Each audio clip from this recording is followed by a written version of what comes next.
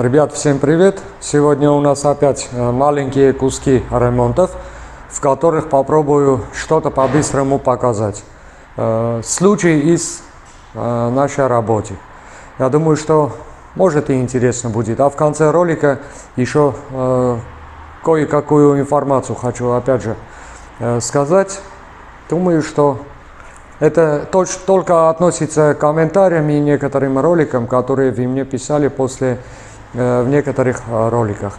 И первое сразу же хочу сказать, машина это та машина, которая там типа микроавтобуса, в котором сгорел проводка.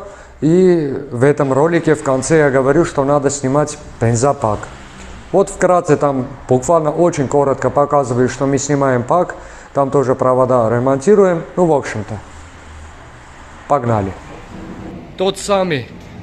Самая машина, которая там проводка сгорел, вот Леша. Лешка там снял пак. Вот она валяется. Да. Вот пак сняли. Вот оттуда, который заходит, жгут салон, вот она. Оттуда вытаскивали, а отсюда откусили полностью вот эта сгоревшая часть. Насос валяется, вот. Ребят, я забыл сказать, что ни один предохранитель не сгорел. То есть все предохранители вот после всего этого и до этого, они все там остались целыми. Вот так вот. А это именно штекер отсюда, тоже откусили.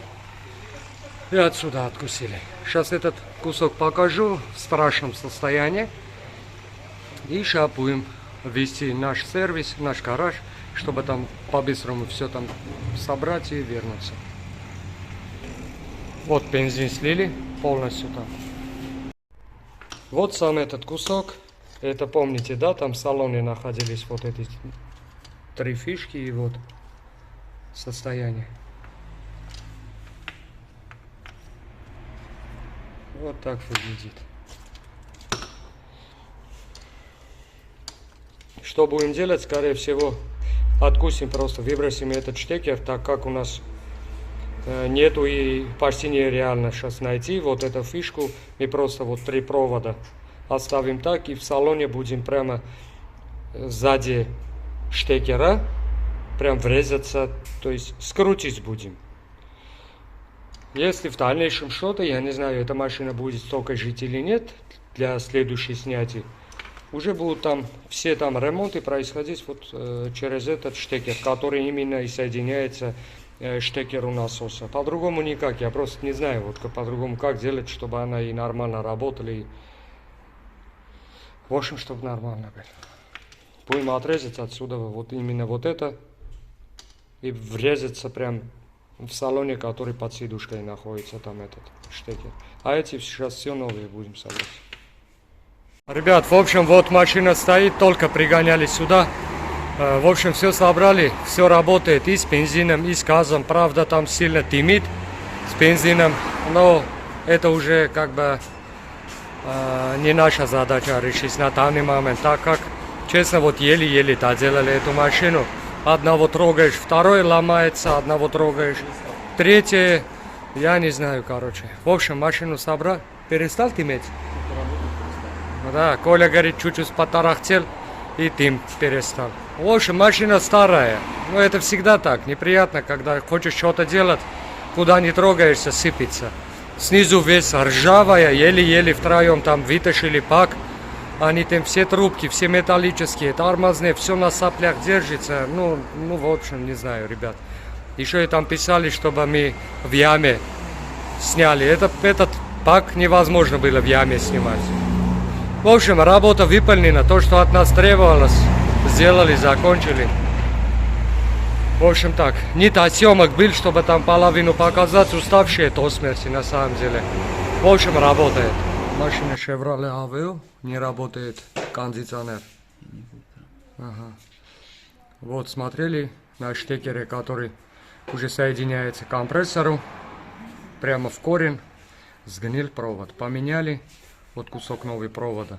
А вот стык чуть подальше сделали, чтобы заизолировать. Даже язык не повернется уже. Вот клеевая термоусадка. Сейчас остановим, упакуем и будем попробовать. Запустили. Включи. Ага, вот. Коль, светить, куда ты, блядь? Чудик. Выключи. Есть там кто? Выключите. Походу я один. Выключи. Ага, видите, стоит компрессор. Включи. Все, готов. Как проверили, вкратце расскажу, ребят. Я думаю, что это не сложно. Вот у нас, мы нашли реле кондиционера. Да. И вот здесь находится еще и предохранитель. Предохранитель целый, реле щелкает, когда включает. Через лаунч, естественно, все это еще и мониторили с помощью потока данных. Видели, что разрешение есть на запуск, то есть есть команда. Опорное напряжение все присутствует, но почему-то молчит компрессор. Естественно, сняли гидрозащиту и нас сразу даже вытащили этот разъем, и уже в руках остался этот провод. Поехали обратно, и она работает. Ребят, машина BMW тройка. Сгорели вот эти лампочки ксеноновые. Чтобы менять лампочку, надо снимать колесо, подкрыльник, четвертый поршень и задний стопор. После этого разбираем еще вот этот лючок на фаре, который есть. Чуть-чуть сломаем пальцы, пока отщелкаем вот эту защелку и меняем. Все это обратно, потом не забываем собирать, особенно колесо. Вот лампочка, который стоял. Они идут в сборе с этим розжигом. Вот. Это новый. Это тоже новый был когда-то. Номер запчасти. Вот так вот. Ребят, чтобы много вопросов не было, вот второй стороны тоже будем менять. Почему подкрыльник надо снять? Смотрите, есть лючок, который, когда открываешь, только есть доступ менять поворотник. А вот сам ближний дальний свет под этой крышкой находится. Вот такой маленький фигня. Мы будем и с этой стороны скидывать подкрыльник. Проверка. Ни черта не работает. Ты включил? Да. Зажигание включи, слишком ярче горит. Вот. Да работает же. Все. Офигенно. Вот такой у нас 2-3 что ли куска получилось. Что касается сказал, там буду ответить на некоторых комментариев.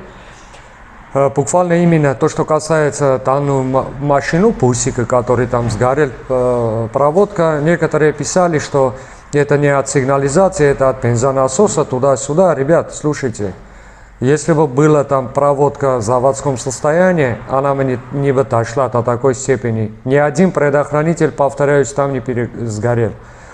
Только вместо предохранителя проводка сгорела. То есть у нас все предохранители, а вы сами видели из роликов, в каком состоянии были проводки.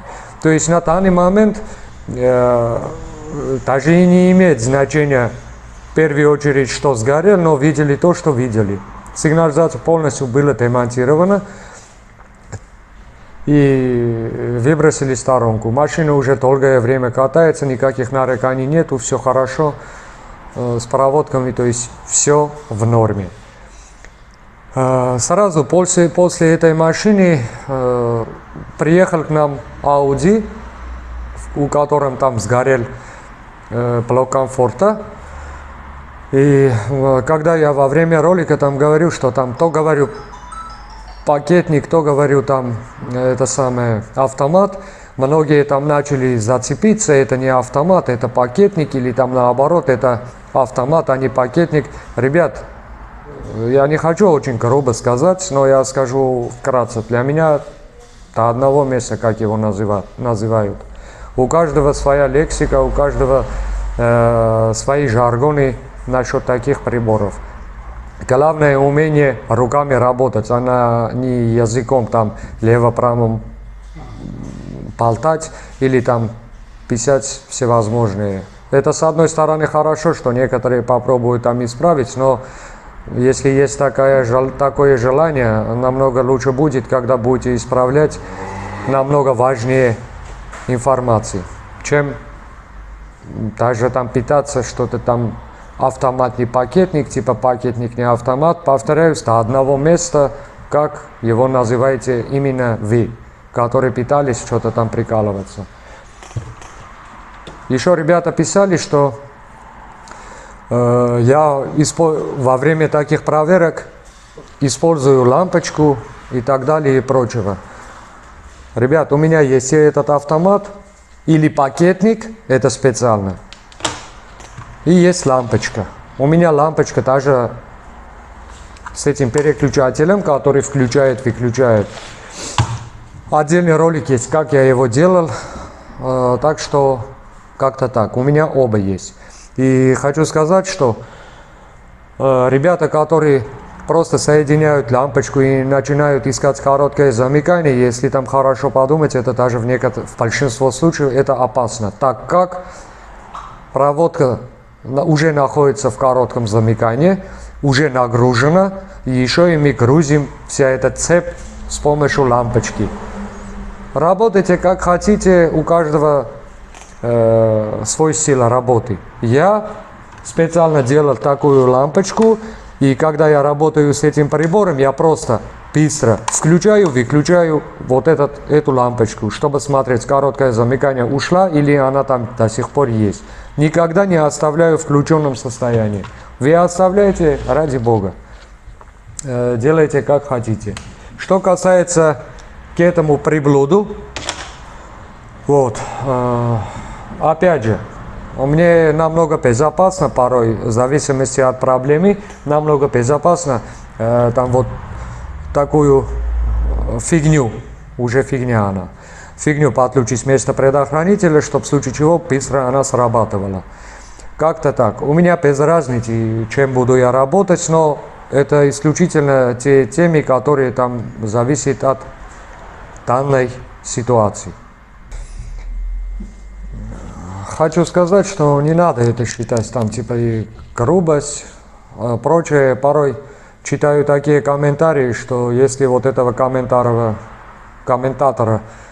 увидел бы вживую, вот я объяснил бы очень жестко, где раки зимуют. Но это со временем, думаю, что привыкну и уже привыкаю. Просто делаю то, что делаю, то, что именно я делаю. Повторяюсь, у каждого свой стиль работы. Как-то так. Да, хочу сказать, что это ни в коем случае, опять же повторяюсь, не считайте как грубость. У меня просто это характер такой. То, что думаю, я это и говорю. Без каких-либо там углов и чтобы что-то хотеть сказать, идти очень далеко, сдалека. Нет. То, что я думаю, я прямо на лицо и прямо так и говорю. В прямом смысле, без каких-либо, повторяюсь, там нюансов. Вот такой у нас и разговор, и некоторые интересные моменты у нас получились. Просто, опять же, повторяюсь, я делаю то, что я делаю, как я делаю. Если это кому-то интересно, это хорошо. Если кому-то не интересно, просто тихо, молча можете удалиться с моего канала или не смотреть, если слишком есть такие умные люди. Но почему-то больше всех именно такие люди и сидят в YouTube. В общем, не будем думать о плохом. Огромное спасибо, что подписывались на мой канал. Если есть желание, то подписывайтесь еще и мой Instagram. А на этом я с вами прощаюсь. Думаю, что встретимся еще. Всем пока.